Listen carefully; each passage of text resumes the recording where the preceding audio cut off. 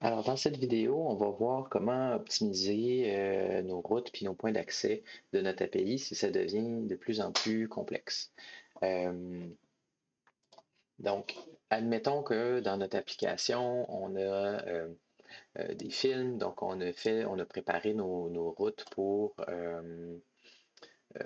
les get pour tous les films, un get pour un film, donc on récupère un seul par son ID, on peut créer un film, on peut modifier un film par son ID, on peut supprimer un film par son ID.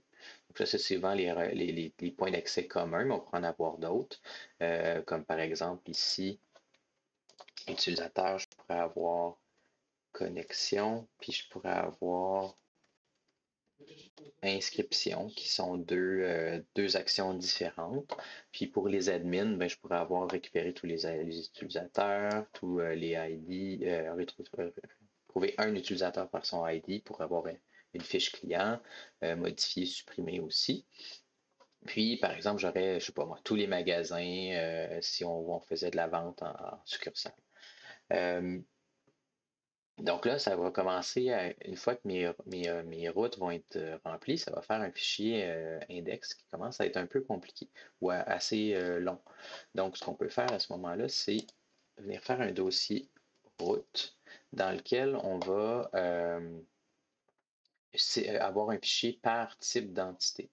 Par exemple, je pourrais avoir film route, on va l'appeler film route.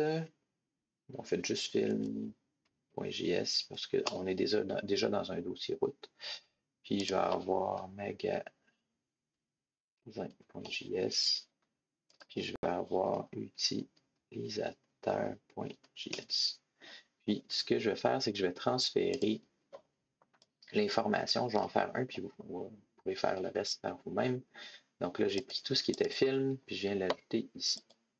Puis là, évidemment, ben, le serveur, notre fichier, ne sait pas c'est quoi la variable serveur. Donc, on va aller rechercher express. Const express est égal à require de express. Puis, on va avoir besoin de l'objet routeur de express. Donc, on va se faire const routeur est égal à express.router. Comme ça. Et au lieu d'utiliser notre variable serveur, on va utiliser notre routeur maintenant. Comme ça. Puis à la toute fin, tout ce qu'on a à faire, c'est module.export est égal de notre routeur. En soi, il n'y a pas beaucoup de changements dans l'intérieur de nos fichiers. C'est juste qu'on déplace l'information ailleurs. Maintenant, pour que ça fonctionne dans notre fichier ici, ben, je vais aller faire un require de mon fichier de film. Donc, const put film est égal à require slash put slash film, comme ça. Puis, ensuite, ce que je peux dire, c'est au même endroit que j'aurais utilisé, je vais dire server.use. Donc, on va utiliser un peu le principe des middleware. On va indiquer la route de base. Fait que dans notre route de base, c'était film. Puis ensuite, on va dire, on va passer notre objet route film. Comme ça. Sauf que maintenant, j'ai indiqué une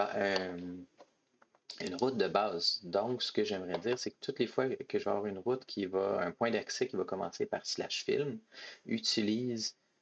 passe à l'intérieur de ce fichier-là. Donc là, moi, ce que j'aimerais, c'est pas avoir à avoir film/film.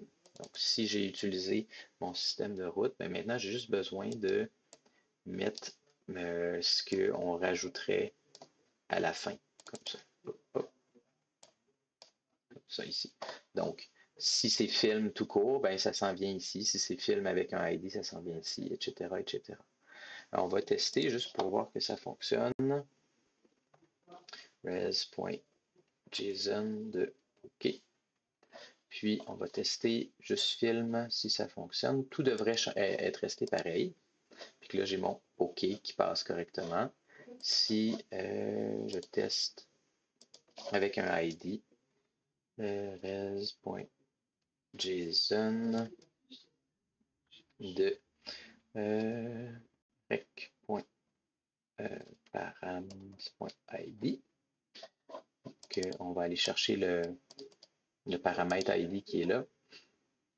Est-ce que ça fonctionne? Donc maintenant, si j'appelle film puis que je mets un ID genre memento, ben, j'ai maintenant le ID qui s'affiche. Tout ça, en fait, tout ce que j'ai fait, c'est que j'ai décalé l'exécution dans un autre fichier. Fait que je pourrais faire la même chose pour mes utilisateurs. Je mettrais tout ça dans un fichier ici, puis j'enlèverais le mot utilisateur, puis dans mon index, je viendrais tout simplement dire utilisateur, puis je viendrai mettre la référence, le require vers mon fichier utilisateur à la place. Tout simplement. Ce qui est important, c'est qu'on veut que notre use soit après nos serveurs, nos fichiers statiques. Si on a un middleware d'authentification, on va le laisser avant. Puis la page 404 doit s'exécuter aussi après. Donc on met nos routes entre tout ça. Voilà, ça fait le tour de l'optimisation des routes.